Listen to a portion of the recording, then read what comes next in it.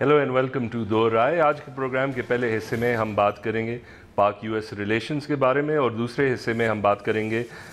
जरदारी साहब के नैब केसेस और जेआईटी का आमने सामने नैब केसेस में, और आखिरी हिस्से में हम अब सियासी पार्टीज़ कराची में और उनका मौक़िफ़ जो अभी हमारे सेंसस रिज़ल्ट्स आए हैं उसके बारे में। आज हमारे साथ स्टूडियो में रऊफ़ हसन साहब है, ये सीईओ है रीजनल पीस इंस्टीट्यूट के भी बहुत वेल नोन तज्ज़ियाकार भी हैं। Thank you for being on the programme. Thank you very much for inviting. अच्छा, let's just start by saying this के एक थोड़ा सा हम देख रहे हैं कि अक्सर जब ट्रंप बात करते हैं और ऑफ स्क्रिप्ट बात करते हैं तो फिर उनके जो डेप्यूटीज़ या लोअर एहलकार होते हैं वो ज़रा संभल लेते हैं, वो ज़रा सॉफ्ट बातें कर लेते हैं। अब हम देख रहे हैं कि जनरल निकलसन उससे भी आगे निकल गए हैं, हम रेक्स टिलरसन से भी यही देख रहे हैं। तो ये कितना सीरियस मामला है अभी जो ट्रंप की न्यू पॉलिसी और पाकिस्तान पे क्या असर वो डालेगा? टिलरसन ने थोड़ा बहुत इंडिया को अर्ज किया है कि वो पाकिस्तान के साथ इंगेज करे और ताकि मामला आगे बढ़े, लेकिन बाकी आपने बिल्कुल सही फरमाया। ये ट्रंप की पॉलिसी में स्वाय इस चीज़ के एक लेवल ऑफ कैंडिडेटनेस जो है वो बढ़ा है, बातें वो सारी वही हैं जो कि पास्ट में की गई है। सही है, ठीक है। सेंचुरीज़ की बात कोई नई नहीं है, पहली दफ़ा नहीं हुई, 12 साल से ये सब कुछ हो रहा हुआ है। बल्कि हमारे अपने foreign minister, farmer foreign minister सरताज अजीज़ साहब ने काउंसिल ऑन फॉरेन रिलेशंस के प्लेटफॉर्म पे खड़े होकर भी ये कंसीड किया हुआ है। टेरर के ख़िलाफ़ जो हमारी लड़ाई है उसके बावजूद अभी तक ये एक नॉन फैक्ट है कि कहीं ना कहीं सेंचुरीज़ हमारे मौजूद हैं, कहीं ना कहीं कुछ शक्ल के जो तालिबान हैं वो मौजूद हैं और उनकी इन to and out of Pakistan जो एक पैसेज है वो एक मौजूद है उनके पास। तो ये डिनाइबिलिटी जो है वो मेरा ख़्याल है कि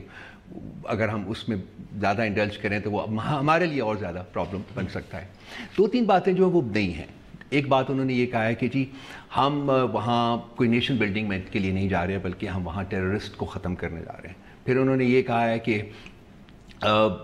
time is not a factor any longer, हम वहाँ जाएंगे, अपने टारगेट्स को अचीव करेंगे और वक्त लगता है, कितना लगता है, 2, 10, 15, 20 साल, ये ज़्यादातर रिफ्लेक्ट करता है उनकी पॉलिटिकल इंटेंशंस को कि वो इस एरिया में मौजूद रहना चाहते हैं। तो शायद वो अब इस इंटेंट के साथ आ रहे हैं कि वो वहाँ मौजूद रहेंगे। जो लैंग्वेज का जहाँ सबसे बड़ा जो 2 क्राइसिस आए हैं वो ये है कि जी पाकिस्तान को ये सेंचुरीज़ ख़त्म करनी पड़ेंगी, नंबर 1, और नंबर 2 जो बात उन्होंने उससे आगे जाके कही है वो ये है कि हम इंडिया को इनकरेज करेंगे कि वो ये वही एक फैक्टर है जो कि अनरिलेटेड है to US Pakistan Afghanistan triangle. इसमें ये एक एडिशनल फैक्टर वो मेरा ख्याल है एक अननेसेसरी फैक्टर के तौर के ऊपर ले आया कि इंडिया को वर्ज कर रहे हैं कि आप एक ज़्यादा बड़ा एक ज़्यादा सब्सटेंटिव रोल जो है वो अफगानिस्तान में जाके प्ले करें। तो मेरे हिसाब से कोई बात नई तो नहीं है, लेकिन ज़ुबान जो है उसकी कैंडिडनेस, उसकी ज़्यादा फोर्थराइटनेस जो है वो उस तरीके से सामने आई है और एक लेवल ऑफ थ्रेट है। अब ये तो वो स्टेटेड पोजीशन है जो कि इस वक्त प्रेसिडेंट ट्रंप ने ली है। मैं जब अमेरिका में था, अभी जो मैं आपसे अर्ज़ कर रहा था कि वहाँ हमारा एक ट्रैक 2 का राउंड था, तो उसमें जो कुछ लोगों से इंटरेक्शन हुई, उसमें जो अनस्टेटेड जो पोजीशंस हैं ना, जो अनस्टेटेड थिंग्स हैं, वो मुझे ज़्यादा डेंजरस लग रही हैं कि इन स्टेटेड पोजीशंस को अगर आप अचीव नहीं कर सकते हैं with in a stipulated period of time, तो आप क्या वो पॉसिबिलिटीज़ हैं, प्रॉस्पेक्ट्स हैं जिनको कि आप कंसिडर करेंगे। उसमें एक चीज़ जो है फसी साहब वो है कि इंटरनेशनल प्रेशर इंक्रीज करने की बात हो रही है वहाँ, NATO and non NATO both international pressure increase करने की बात की जा रही है। नंबर 2 बात की जा रही है सैंक्शंस की। सैंक्शंस की तरफ बढ़ा जा सकता है। आई अंडरस्टैंड चीन है, आई अंडरस्टैंड रशिया है और शायद यूनाइटेड नेशंस में जाके ये चीज़ आगे ना जाए, लेकिन प्रेशर तो पड़ता है अगर आप सैंक्शंस की बात करेंगे। और सबसे ज़्यादा जो इंपॉर्टेंट बात की जा रही है और जिसका जिक्र और जिसका तज़किरा जो है वो बहुत ज़्यादा हो रहा है, वो है ड्रोन जो वॉरफेयर है उसकी एक्सपेंशन। क्योंकि वो कहते हैं जी कि जो तालिबान लीडर्स आपके पास बैठे हैं, हकानी लीडरशिप यहाँ बैठी हुई है, and will take them out. So taking them out के 2 तरीके हैं, या तो आप पाकिस्तान को अटैक करते हैं, वो नहीं होगा। तो मेरे हिसाब से जो चीज़ हो सकती है जिससे कि टेंशन्स फर्दर एग्रवेट हो सकती हैं, वो कि ड्रोन नेटवर्क जो है, ड्रोन ऑपरेशंस जो है, शायद उसको एक्सपैंड किया जाए in due course of time. अच्छा, अभी जो हमारे फॉरेन मिनिस्टर जा रहे हैं, चाइना जा रहे हैं, टर्की जा रहे हैं, रशिया जा रहे हैं, इनमें से एक नेटो एलाई है, 2 जो है वो नहीं है, ये जो प्रीएम्प्टिवली ये क्या अचीव करना चाहते हैं इस पर्टिकुलर विजिट से? देखिए, जब ट्रंप साहब की स्टेटमेंट आई थी तो उसके बाद हमारे जो फॉरेन मिनिस्टर थे وہ ایک میٹنگ ان کی ہو رہی تھی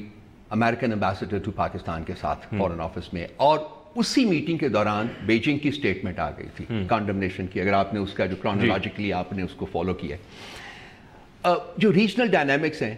وہ چینج ہو چکے ہوئے ہیں کافی حد تک۔ آج سے 5 سال پہلے امریکہ پلس نیٹو اینڈ پاکستان شاید وہی پلیئر تھے صرف جو کہ افغانستان میں آپریٹ کر رہے تھے، آج وہ سچویشن نہیں ہے۔ آج چین ایک بہت بڑے پلیئر کے طور کے اوپر ایمرج کر کے سامنے آیا ہے، رشیا ایک سب لیول کے اوپر سامنے ہے، ایران کی جو پوزیشن ہے افغانستان میں اس نے اپنی بہت زیادہ ایکسپینڈ کی ہے۔ پاکستان کی position on the other hand with regard to Taliban and influence over Taliban میری اپنی ذاتی رائے میں ڈپلیٹ ہوئی ہے۔ کیسے ڈپلیٹ ہوئی ہے کہ یہ جو اور ان لوگوں کے پلیئرس کے آنے کی وجہ سے انہوں نے بھی ان کو ٹیک اوور کیا ہے، اسپاؤس کیا ہے، اور وہاں بھی ان کو سپورٹ آ رہی ہے۔ تو دیکھیے یہ وہ اسٹیٹڈ پوزیشن ہے پاکستان کی، سب کو پتہ ہے کہ چائنا پاکستان کے ساتھ کھڑا ہوگا، سب کو پتہ ہے کہ رشیا شاید ایک نیوٹرل رول پلے کرے یا نہ کرے۔ اس سے کیا چیز مل سکتی ہے؟ اس سے ٹینشن میں اضافہ ہوگا۔ ہماری جو فارن پالیسی کی فارمولیشن ہے ذکی صاحب،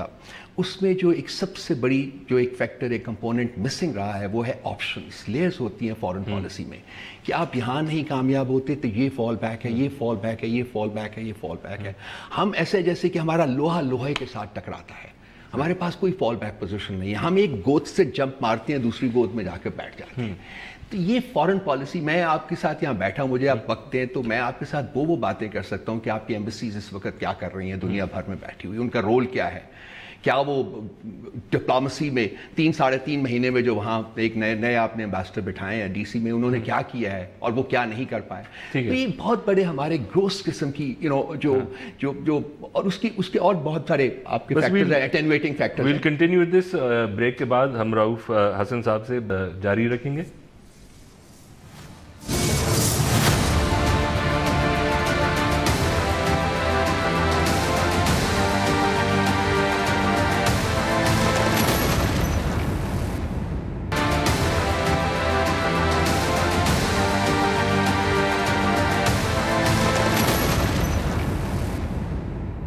ویلکم بیک ٹو دو رائے۔ ہم بات کر رہے ہیں پاک یو ایس ریلیشنز، ہمارے ساتھ ہے رؤوف حسن صاحب۔ اچھا، آپ بات کر رہے تھے تو آپ کہہ رہے تھے کہ ہماری جو ایمبیسیز ہیں، اور ابھی ایک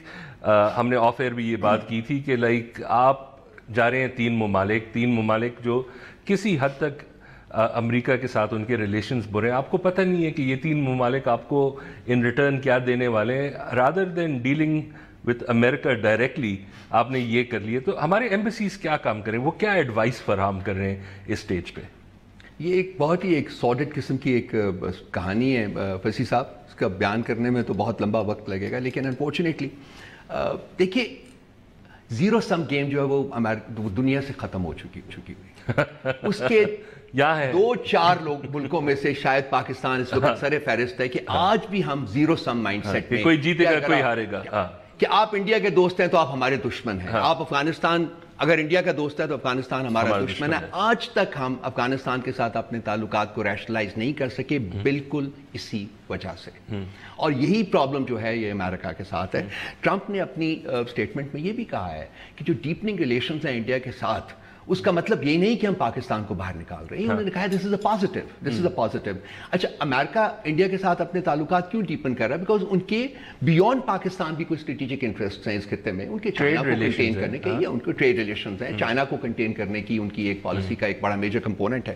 سو ہم کیوں ریئیکٹ کرتے ہیں؟ آج تک ہم 70 سال میں جو سوال جس کا جواب میں مانگتا ہوں، میرا خیال آپ بھی مانگیں گے، کہ ہم اس انڈیا سینٹرسٹی سے کیوں نہیں نکل پائے؟ کیا یہ ہمارے اندر کی کمزوریاں ہیں؟ کیا وہ ہمارے اندر کے تضادات ہیں جو کہ ہمیں چین سے اپنے ساتھ نہیں رہنا دینا چاہتے، لیکن ہماری انگلی ایسے اٹھی ہوتی ہے ہر طرف سارا کچھ؟ دیکھیے ہمیں چاہیے تھا کہ ٹرمپ صاحب کی سٹیٹمنٹ کے بعد ہمیں انتہائی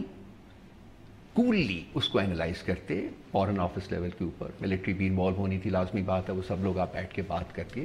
کوئی ریئیکٹ کرنے کی ضرورت نہیں تھی، کوئی ریئیکٹ کرنے کی ضرورت نہیں تھی۔ اور اب یہ جو آپ ایک اور ریئیکشن آ رہا ہے کہ جی ہم امریکہ نہیں جا رہے بلکہ چین جا رہے ہیں، اور اس کے بعد روس جا رہے ہیں، تو اس کے بعد ہم ٹرکی جا رہے ہیں، پھر ہم سوچیں گے کہ ہم نے نارتھ کوریا چلے جائیں، نارتھ کوریا چلے جائیں، شاید چلے جائیں، اس کی وجوہات بھی ہیں، لیکن چلے جائیں۔ دیکھیے کیا مجھے یہ بتائیے یہ کیا مائنڈ سیٹ ہے, what does it reflect basically? It reflects کہ جی آپ کا اپنے تئیں جو کانفیڈنس ہے وہ بیسک ہے, وہ بالکل نہیں ہے, اور آپ ایک ایسی گیم کھیلنے کی کوشش کر رہے ہیں which is like pitting one against another, اور یہ ہوگا نہیں. جو امریکہ کے یہاں انٹرسٹ ہیں وہ رہیں گے, ان کو ہم کسی طریقے سے بھی امپیکٹ نہیں کر سکے. ان کی پالیسی ٹھیک ہے یہ نہیں ہے, ہمیں اس سے اختلافات ہو سکتے ہیں. آئی فیل کہ انڈیا فیکٹر کو لانے کی کوئی ضرورت نہیں تھی, لیکن جو باقی حقائق بیان کیے گئے ہیں ان کو ریمیڈی کرنے کی تو ضرورت ہے. اور جو یہ سنگولر ڈپینڈنس ہے کہ جی جیسا کہ میں نے عرض کیا تھا کہ ایک گود سے جمپ مار کے ہم دوسری گود میں چلے جاتے ہیں, یہ سسٹینیبلٹی جو ہے یہ فارن پالیسی. اگر میں اس میں ایک انٹرجیکٹ ایک سوال کر لوں, وہ یہ ہے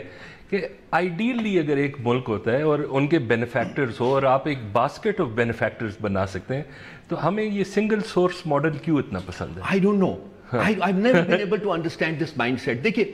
حسن, ہم افغانستان کی بہت ساری بات کرتے ہیں, اگر آپ اجازت ہے تو تھوڑی سی ڈائگریشن کر لیتے ہیں. افغانستان میں ہمارا سب سے امپورٹنٹ کمپوننٹ جو ہے جس میں ہمیں انویسٹ کرنا چاہیے تھا, وہ ہے افغانستان کے لوگ,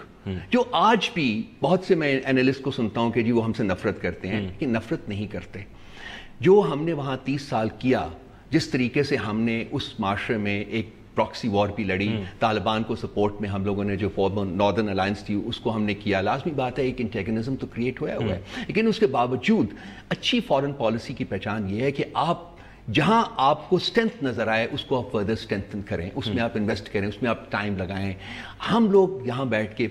افغانس کو گالیاں دیتے ہیں, جبکہ 55-56% جو کمپوننٹ ہے افغان پاپولیشن کا طالبان, ان کو ہم لاجسٹیکل سپورٹ اور ان کو ہم ہاؤسنگ فیسلٹیز جو ہیں وہ پرووائڈ کر رہے ہیں. تو یہ بہت بڑی کانٹرڈکشنس ہیں جو کہ ریکنسائل نہیں ہوتی ہیں. یہ ایک مائنڈ سیٹ ہے وسیع صاحب, جو کہ میں فیل کرتا ہوں کہ فرام ڈے ون 14 اگست 1947 سے انفارچونیٹلی ہماری leaderships both political and military جو ہے وہ اس سے باہر نہیں نکل پائی. اور تھوڑا سا آگے لے جائیں اس کو, جب تک نہیں نکل پائیں گے پاکستان آگے نہیں جا پائے گا. پاکستان پھنسا رہے گا, پاکستان انٹلیکچولی پھنسا رہے گا, پاکستان پالیسی کی پاسٹی کی وجہ سے پھنسا رہے گا, پاکستان کے پاس پالیسی آپشنس نہیں آئیں گی. جہاں تک رہا آپ کے سوال کا کہ جی ہماری ایمبیسیز کیا کر رہی ہیں, ہمارے نئے ایمبیسڈر صاحب وہاں گئے ہیں یو ایس میں, 3-3.5 مہینے ایفرٹ کرنے کے باوجود they were not able to gain access to any member of the Trump administration. It's shocking. اور انہوں نے بھی ٹرمپ والوں ایڈمنسٹریشن نے بھی اپنے آپ کو تھوڑا سا بلاک آف کیا ہوا تھا کہ وہ چونکہ یہ پالیسی کو وہ کر رہے تھے, تو میرا خیال ہے کہ شاید وہ بھی نہ ملنا چاہتے ہوں. لیکن اٹس انبلیویبل. اور آپ ان کے نوٹس پڑھیے, میں آپ کو 2-4 نوٹس پڑھا دیتے ہیں, جو کہ ایک ٹریڈیشنل بابو کا نوٹ ہوتا ہے نا, بابو جو پرانا بابو ہوتا تھا, بابو کا نوٹ ہے. وسیع صاحب پچھلے 70 سال میں اس بابو کے نوٹ میں کوئی فرق نہیں آیا. وہ بابو کا نوٹ جہاں سے چلا تھا 14 اگست 1947 کو, آج بھی وہ وہی ہے, وہی فیکٹس, وہی فیکٹرز, وہی کمپوننٹس, اسی کو آپ اس کا دلیا جو ہے وہ بنا کے پھر اس کو آپ اس میں کچھ پانی ڈال کے اس کو انگال کے آپ پلا دیجیے, سارا کچھ کر دیجیے, کوئی فرق نہیں آیا. دیکھیے کوئی انوویشن نہیں ہے, کوئی کریٹیوٹی نہیں ہے. آپ جو ریجنل ڈائنامکس ہیں, انٹرنیشنل ڈائنامکس ہیں, ان سے آپ کچھ سیکھ رہے ہیں, دیکھ رہے ہیں کہ کیا ہو رہا ہے, لوگ کیسے سوچ رہے ہیں, لوگ کیسے آگے بڑھ رہے ہیں. آپ اپنا جو ڈائسپورا وہاں اس کو کس طریقے سے اسٹرینتھن کر سکتے ہیں, کس طریقے سے آپ ایکسیس حاصل کر سکتے ہیں to the Capitol Hill, to the parliament, to everybody else. کوئی نہیں ہے. وہاں جا کے گرین کارڈ کے پیچھے پڑا جاتا ہے جی, وہاں جا کے بچوں کی تعلیم کے پیچھے پڑا جاتا ہے. وسیع صاحب باٹم لائن یہ ہے. ویری کوئکلی, آپ کے خیال میں پاکستان پریپیئرڈ ہے مینٹلی کہ اگر ایک سینکشنز ریجیم آ جائے جس میں اب ہم دیکھتے ہیں کہ ہمارے بیل آؤٹس بھی ریگولر ہوتے ہیں, ہمارا ایکسیس ٹو فائنینس, ہماری گروتھ سلو ہے لیکن پھر بھی ہم ایز اے کنٹری ہمارا ایکسیس ہے, یہ پائپس اگر بند ہو جائیں, are we in any way prepared for this? کون سے پائپس آپ بند کریں گے؟ Whether it's international financial institution یا ہمیں access to even private banking اگر یہ بند کر دیں, اس سے بہت فرق پڑے گا. آج بھی Pakistan in spite of closeness with China, in spite of financial support of the Chinese, particularly in the context of CPEC, Pakistan کی ڈیپینڈنس انٹرنیشنل آرگنائزیشنز کے اوپر بہت زیادہ ہے, بہت زیادہ ہے. پچھلے 4-4.5 سال میں میرا خیال ہے $32 بلین جو ہے وہ لوننگ ہوئی ہے اس حکومت کے ٹینیور میں. اور اگر امریکہ وہاں جیسا کہ میں نے جو بات کی تھی نا جو پریشر کی وہ پریشر کا ایک سب سے بڑا کمپوننٹ ہے جو آپ نے فرمایا اگر وہاں پریشر آتا ہے وہاں سکویز آتی ہے تو پاکستان کے لیے میجر اکنامک چیلنجز جو ہے نا وہ کریٹ ہو سکتے ہیں اور اگر ہم یہ سوچ رہے ہیں کہ ان تمام کو چین جو ہے وہ میٹ کرے گا یا چین آپ کو بیل آؤٹ کرے گا کوشش تو وہ کرے گا لیکن میرا نہیں خیال کہ جی ایک گود جو ہے وہ سفیشنٹ ہوگی آپ کے لیے جو اس وقت آپ کی اکنامک سٹیٹ ہے جس حالت میں ہے تو ایک پاکستان کو جو میرا ایک باٹم لائن ہے وہ یہ ہے کہ پاکستان کو یہ نہیں کرنا چاہیے کہ جی اگر امریکہ نے یہ سب کچھ کہا ہے تو جی آپ جائیں بھاڑ میں جائیے ہمارے ساتھ تو چین ہے یہ پالیسی پیراڈائم جو ہے وہ ورک نہیں کرتا اور ہمیں we have to grow out of that Rauf صاحب thank you so much for coming on the program it was an honour اب ہم ایک بریک کی طرف جاتے ہیں واپسی پہ ہم بات کریں گے جے آئی ٹی اور زرداری صاحب کے نیب ریفرنس کے بارے میں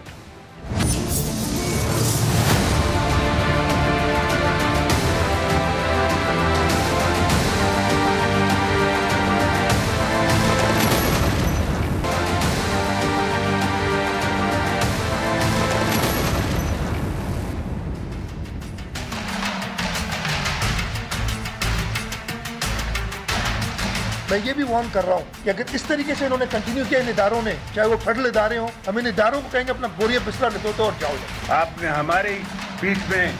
چھرا گھونپا ہمارے ہی دوستوں کو تنگ کیا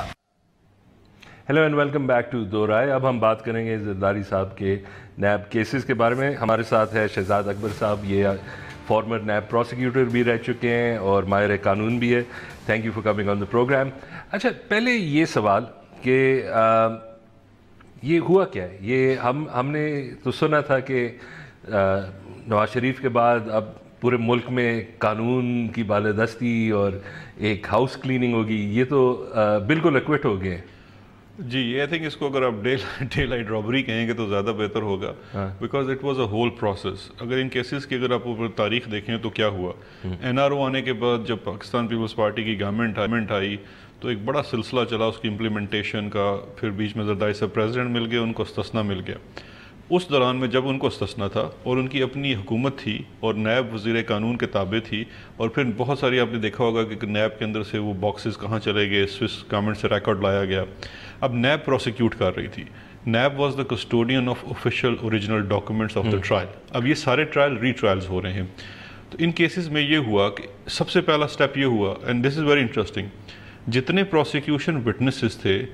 دے ٹرنڈ اگینسٹ پروسیکیوشن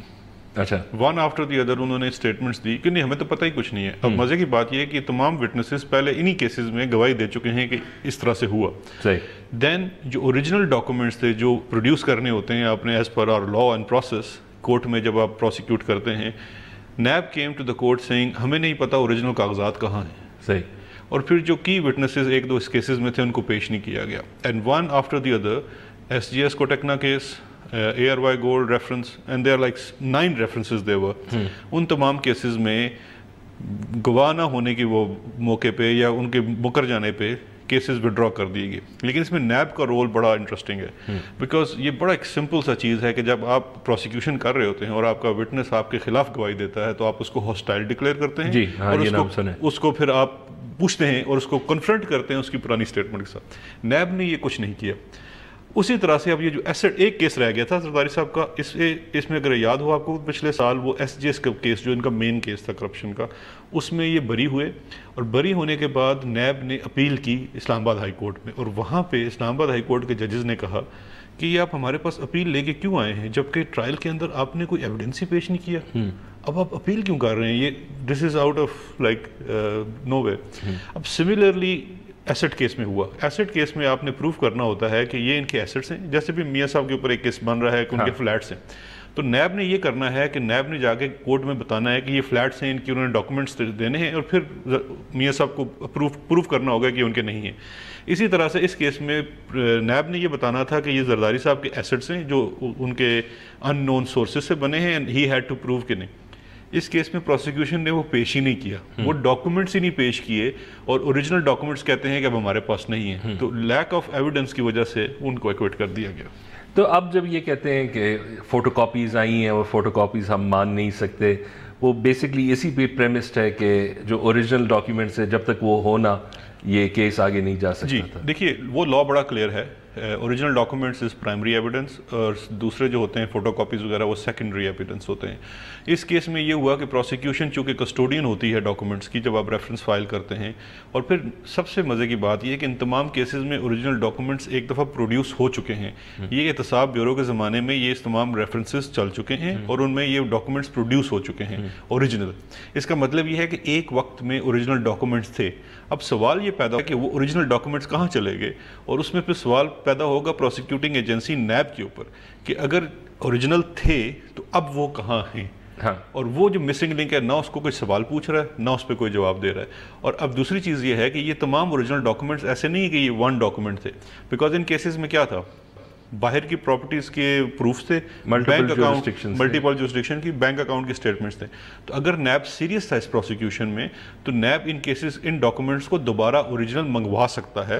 یہی میں سوچ رہا تھا کہ آپ پھر ایک ریکویسٹ ڈال دیں. ابھی جے آئی ٹی نے کی ہے ریکویسٹ ٹو ملٹیپل جورسڈکشنز, جی آپ کو تمام ڈاکومنٹس مل جائیں گے. اور سب سے مزے کی بات یہ ہے کہ اس میں جو ڈاکومنٹس اوریجنل لگے ہوئے تھے یہ آئے تھے as result of both street magistrate. جو ڈاکومنٹس آئے تھے لنڈن سے, وہاں پہ جب ہم نے ڈاکومنٹس مانگے, میوچل لیگل اسسٹنس کا ایگریمنٹ کیا, وہاں کی قانون کے تحت انہوں نے ایک میجسٹریٹ کو متعین کیا جس نے ایویڈنس کلیکٹ کیا اور پھر اوریجنل ہمارے لاہور ہائی کورٹ کے رجسٹرار کو 97-98 میں ہینڈ اوور کیا. اب یہ سارا پروسیس وہاں پہ اس کا ریکارڈ موجود ہے. آپ اگر سچائی سے چاہتے ہیں تو آپ جائیں وہ ریکارڈ واپس لیں. لیکن چونکہ پروسیکیوٹنگ ایجنسی یہاں پہ ہائیلی کمپرومائزڈ ہے, اور یہ میں بالکل یہ اسٹرانگ کوالیفائڈ اسٹیٹمنٹ دے رہا ہوں کہ کیونکہ پروسیکیوٹنگ ایجنسی کمپرومائزڈ ہے اس لیے وہ اس پروسیکیوشن کو صحیح کر نہیں رہی. And this is the point when actually someone, either be it Supreme Court or the Public Accounts Committee of the National Assembly, which is actually headed by the leader from opposition, they have to look into it.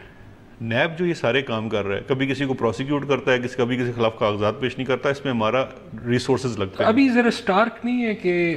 میاں صاحب کے لیے ایک set of rules آ گئے اور زرداری صاحب کے لیے؟ دیکھیے میاں صاحب کے اوپر سیٹ آف رولز نیب کی طرف سے نہیں آئے, سپریم کورٹ. نیب تو ایک ڈیڈ باڈی ہے, مطلب ود آل ڈیو اپالوجیز, وہ ایک ڈیڈ باڈی ہے, وہ کچھ نہیں کرتی, اس کے اندر کوئی حرکت نہیں ہے. وہ تو سپریم کورٹ کی طرف سے آیا اور اس پہ بھی ابھی وہ کہتے ہیں جی آپ پیش ہوں وہ پیش نہیں ہوتے, دوسرے پیش ہوں وہ پیش نہیں ہوتے, تو وہ بھی اس میں بیٹھے ہوئے ہیں. تو یہ والا جو کام جو نیب کی اپنی کارکردگی ہے وہ آج ہم نے دیکھ لی, ایسٹس کیس میں وہ بریت ہوگی. اب ان کا جو یہ میاں صاحب والا کیس ہے, اگر اس پہ بھی آپ سوللی چھوڑ دیں نیب کے اوپر تو کوئی پروسیکیوشن نہیں ہونی. We should not be wasting our time and resources. اگر سپریم کورٹ نے اگر اس کا سپروائزری رول نہ ہو تو ان کیسز کا فیٹ بھی وہی ہوگا جہاں پہ پروسیکیوشن کچھ پیش نہیں کرے گی تو جج تو فیصلہ نہیں کر سکتا. جج از ناٹ اے پارٹی, اس نے بیٹھ کے انصاف کرنا ہے, لیکن اس کے لیے پروسیکیوشن نے اپنا رول ادا کرنا ہے. اب جو نیب نے یہ ریفرنس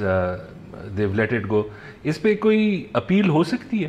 جی اپیل تو ہو سکتی ہے, لیکن اپیل کے اوپر سوال وہی پیدا ہوگا کہ جب آپ نے کیس کے اندر پروسیکیوشن کے لیے کچھ پیش ہی نہیں کیا تو آپ اپیل تو یہ کریں گے نا کہ اس میں قانون کے مطابق فیصلہ غلط ہو گیا. لیکن آپ نے جس کی بنیاد ہے, جہاں پہ آپ نے ثبوت پیش کرنا ہے کہ اس ثبوت کے اوپر ان کو کنوکٹ کیا جائے, وہ آپ نے پیش ہی نہیں کیا. آپ نے کہا جی وہ ہمارے پاس تو فوٹو کاپیز ہیں. تو بولے یہ سوال ان سے جج بھی پوچھ سکتے ہیں کہ فوٹو کاپیز ہے تو جائیں اوریجنل ریکارڈ لے کے آئیں. Actually under the law they could have made an application کہ ہم اس جو جتنا ایویڈنس ہے اس کو دوبارہ لانا چاہتے ہیں, بیکاز یہ رزلٹ آیا تھا سارا mutual legal assistance international request کے تحت. یہ ایک نئی ریکویسٹ کر کے لا سکتے تھے, لیکن چونکہ وہ ولنگنیس نہیں تھی آرگنائزیشن کے اندر, وہ کرنا نہیں چاہتے تھے, اس لیے انہوں نے اس پروسیکیوشن کو جس طرح ایک آرڈینری ہوتی ہے کہ جا کے کورٹ میں کھڑے ہو گئے, ہمارے پاس کچھ نہیں ہے. ڈیفینس لائر نے شور مچایا, دیکھیں جی ہمارے کلائنٹ کو یہ خام خواہ پروسیکیوٹ کر رہے ہیں بلکہ پروسیکیوٹ کر رہے ہیں, تو کورٹ نے کہا ٹھیک ہے, اینڈ آف دا میٹر. اچھا ایک اور سوال, ابھی میاں صاحب کے کچھ انٹینشنز نظر آ رہے ہیں, ان کی وائف بھی بیمار ہے, ان کی ٹریٹمنٹ ہو رہی ہے, وہ شاید انگلینڈ چلے جائیں, اور اگر یہ کیس آگے جا رہے ہیں اور یہ اس پہ کوئی ان کو لیوے نہیں دیتے کہ پیشگی آپ نے کرنی ہے اور نہیں ہو رہی, یہ ٹرائل ان ایبسینشیا اس کے کیا رولز ہوتے ہیں؟ کیا یہ ڈیسائیڈ ہو سکتے ہیں ان ایبسینشیا جب ایک پارٹی نہیں آتی؟ دیکھیے پاکستان کے قانون کے تحت ہمارا یہ لا ہے, بڑا اسٹیبلش لا ہے. ایک ٹیررزم کورٹ کا کیس تھا, میرم علی اس کو کیس کہتے ہیں, اس میں سپریم کورٹ نے ایک لا اسٹیبلش کیا تھا کہ نو ون کین بی کنوکٹیڈ ان ایبسینشیا. تو جب بھی کوئی ملزم خود موجود نہ ہو اور اس کو عدالت نے ایکسکیوز بھی نہ کیا ہو فرام اپیرنس, تو اس صورت میں اس کے خلاف نہ گواہ گزارے جا سکتے ہیں, نہ اس کو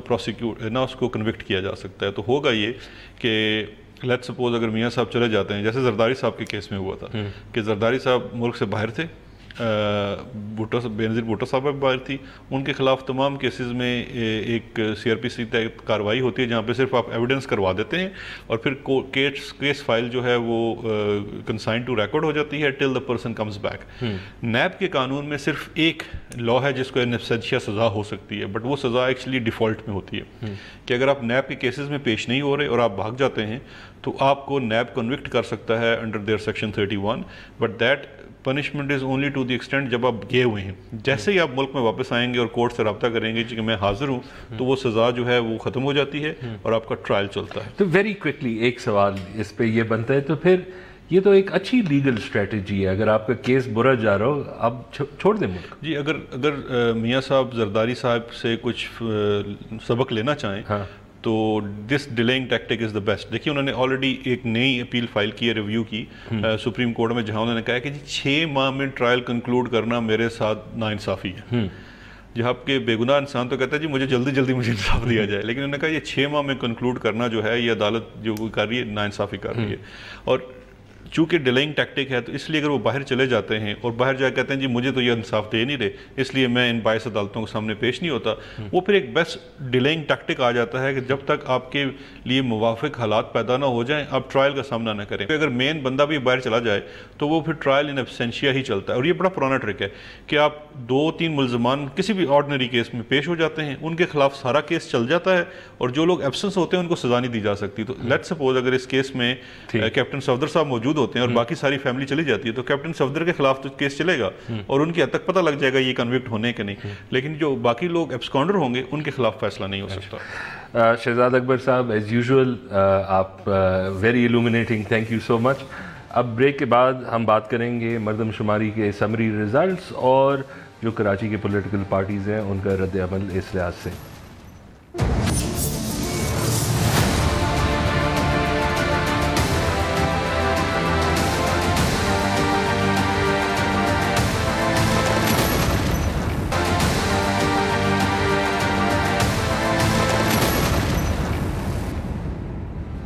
hello and welcome back to Do Raaye. اب ہم بات کریں گے مردم شماری کے سمری ریزلٹس کے بارے میں اور کراچی کے سیاسی جماعتوں کے آبجیکشنز اس پہ. ہمارے ساتھ لائن پہ ہے جامی چانڈیو صاحب. السلام علیکم جامی صاحب. وعلیکم السلام. تھینک یو سو مچ آپ پروگرام میں آئے. آپ یہ بتائیں ہمیں، ابھی مردم شماری کے سمری ریزلٹس آئے ہیں، اس میں پولیٹیکل پارٹیز وہ بات یہ کر رہے ہیں کہ جو اربن فگر ہے ابھی کراچی کی کے جو فگرز آ رہے ہیں وہ یہ کہہ رہے ہیں کہ یہ بہت کم انکریز ہے، یہ ایک مسئلہ ہے بیکاز وہ تو یہ ان کا یہ ہوپ تھا کہ سیٹس بڑھیں گی. تو یہ کیا مسئلہ چل رہا ہے ابھی؟ اصل میں دیکھیں میرے اس کے بارے میں 2 طرح کی، کیونکہ میں اس موضوع پر سندھ اور پاکستان کے مجموعی تناظر میں بڑے عرصے سے لکھتا رہا ہوں، 1981 کے سینسس پر اور 1998 کے سینسس پر، کیونکہ پاکستان میں NFC ایوارڈ کا جو کی تقسیم ہوتی ہے وسائل کی، اس میں 2009 تک چونکہ آبادی واحد پیرامیٹر تھا تو اس حوالے سے میں فیڈرل اعتبار سے مسلسل لکھتا رہا ہوں اس پہ. میری اس جو ابھی سینسس کے نتائج ابتدائی طور پہ آئے ہیں اس کے بارے میں میری 2 رائے ہیں اور اس میں آپ کی جواب بھی دوں گا. جی. پہلی بات تو مجھے یہ لگتا ہے کہ یقیناً اس سینسس کے پورے عمل کے دوران ڈیٹا کلیکٹ کیا گیا ہے سرزمین پر، لیکن جو نتائج سامنے آئے ہیں وہ سرزمین کے حقائق کو مجموعی طور پر پاکستان کی ڈیموگرافک سچویشن ہے اس کی عکاسی نہیں کرتے. اور جس طرح کے ٹرینڈز پاکستان کی مختلف صوبوں میں موجود ہیں آبادی کے بڑھنے کے اور آبادی کے مائیگریشن کے، تو وہ اس سینسس سے اور تو اس سینسس سے اس میں بڑا تضاد ہے. تو میں یہ سمجھتا ہوں کہ کیا یہ گیا ہے کہ ڈیٹا کلیکٹ کرنے کے بعد پاکستان کے سیاسی حالات کو سامنے رکھتے ہوئے جس ادارے نے بھی یہ کیا ہے اس میں جو گروتھ ریٹ ہے وہ اس کے فارمولے کو لگا کر اور سیاسی ڈائنامکس کو سامنے رکھتے ہوئے انہوں نے ایک سچویشن کریٹ کی ہے تاکہ کوئی بہت بڑا تعداد نہ ابھرے اور کوئی بہت بڑا ڈیموگرافک شفٹ نظر نہ آئے. سوائے بلوچستان کے کوئی پاکستان میں میجر شفٹ نظر نہیں آیا ان سینسس کے نتائج میں. تو ایک تو میرا خیال یہ ہے کہ جو پاکستان کے پچھلے ان 1998 کے بعد ان 19 سالوں میں جو پاکستان کی مجموعی صورتحال ہے، صوبوں کی صورتحال ہے، اور خاص طور پر صوبہ سندھ کی صورتحال اور اس میں بھی کراچی شہر کی صورتحال، تو یہ نتائج اس سے میچ بہت کم کرتے ہیں، تو اس میں تضاد بہت ہے۔ اچھا جامی صاحب، ایک سوال یہ بھی ہے کہ اگر آپ دیکھیں جو فگرز آئے ہیں، ایم کیو ایم لنڈن کہتی ہے کہ 30 ملین ہوگا، اور پارٹیز کہتے ہیں کہ شاید یہ سم ویئر بٹوین، ابھی لگ رہا ہے کہ کراچی کا 14 یا 16 ملین ہوگا۔ آپ کے خیال میں یہ فگر کیا ہے؟ دیکھیں 1998 کے سینسس کے بعد کراچی کے اعتبار سے بڑی میجر شفٹس آئی ہیں ٹرینڈز کے اندر، اور پھر ظاہر ہے کہ ہمیں اسی تناظر میں ڈیٹا کو دیکھنا پڑے گا۔ ظاہر ہے ہمارے پاس کوئی ڈیٹا آتھینٹک تو ہے نہیں، اور سورس جو گورنمنٹ کی ہوتی ہے ڈیٹا وہی ہمارے پاس ایک میجر سورس ہوتا ہے، لیکن ٹرینڈ سے ہم اندازہ لگا سکتے ہیں اور تجزیہ کر سکتے ہیں کہ کیا نتائج درست ہیں نہیں ہیں۔ تو 1998 کے سینسس کے بعد نظر یہ آیا ہے کہ چونکہ پنجاب میں بہت بڑی حد تک بڑی ہے اربنائزیشن، تو پنجاب سے جو انفلکس تھا پاپولیشن کا کراچی کے شہر کے اوپر دباؤ تھا وہ بڑا کم ہوا ہے۔ وہ یعنی 60s کی دہائی سے لے کر جو 90s کی دہائی تک جو کراچی کے شہر میں جو انفلکس تھا پنجاب سے، اس میں بہت بڑی حد تک کمی آئی، اور اس کا سبب امن و امان کی صورتحال بھی تھی، اپرچونٹیز کی صورتحال بھی تھی، اور پنجاب کے اندر جو بہت بڑے پیمانے پہ اربنائزیشن ہوئی ہے اس کا بھی عمل دخل ہے۔ لیکن جو باقی ٹرینڈز ہیں، اچھا انڈیا سے ایک زمانہ تھا کہ بہت بڑے پیمانے پہ راجستھان سے اور باقی علاقوں سے ایلیگلی لوگ آتے تھے، مائیگریشن کا ٹرینڈ تھا، وہ بھی ہم نے دیکھا کہ چونکہ ہندوستان میں اسٹیبلٹی بہت ہوئی ہے، راجستھان میں اسٹیبلٹی بہت ہوئی ہے، اور پاکستان میں اس طرح کی اکنامک اسٹیبلٹی نہیں ہے، اور کراچی میں خاص طور پر، تو جو ہندوستان سے آبادی کا انخلا ہوتا تھا اس میں بھی ہم نے دیکھا کہ بہت بڑی حد تک اس میں کمی آئی، بلکہ یہ سلسلہ رک گیا بالکل۔ جو میجر پاپولیشن کے کراچی کے اندر جو شفٹس آئے ہیں اس میں یہ ہے کہ سب سے بڑا جو گروپ کراچی کے شہر میں اس سارے 98 کے سینسس کے بعد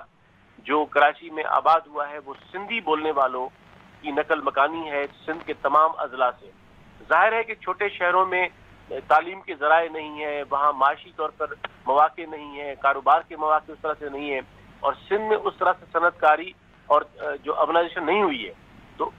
اس تمام آبادی کا جو رخ ہے وہ مینلی جو میڈل کلاس کا رخ ہے، ایون ورکنگ کلاس کا بھی وہ کراچی میں ہوا ہے۔ پشتون آبادی کا بھی یقیناً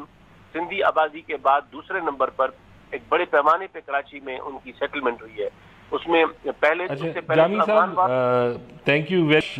ہم پروگرام کا ٹائم ختم ہو رہا ہے، اس پہ پھر بھی بات کریں گے، یہ ایک آن گوئنگ ایشو ہے۔ آپ پروگرام کے بارے میں اپنا رائے بھی دے سکتے ہیں سوشل میڈیا پہ۔ Thank you, good by and good night.